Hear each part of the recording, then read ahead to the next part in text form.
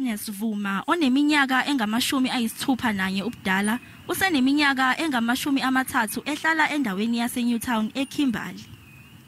Uvuma ungesinye sizakhamuzi ezingeneme ngendlela esetshenziswayo ukukhokhisa ugesi. Kanti futhi udidekile ngesikweletu samanje sakwa-ESKOM ekuthiwa sikweletwa yilezi zakhamuzi. The post office where their offices are, they'll tell you that you must first pay 2,000 of 2005 of 1,000, but next week again your motlakasi is closed again, so you must go and pay again.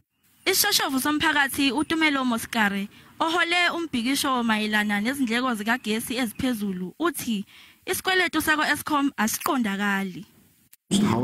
And businesses use prepaid. So how do we, as Salt Lake residents and businesses, owe ESKOM? It's a municipality that's mismanaging funds, and they keep making the excuse of the 260 basic charge.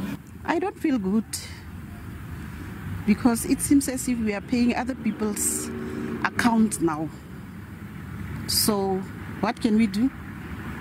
I'm not happy about the billing system because the council doesn't do their work properly like they must supposed to be. They are like whenever there's a break of water, of the power, anything, it takes long to serve the people. Umasipala waseSoplaki awukakaphenduli ophenyweni leSABC yize uthembise ukukhipha isitatimende.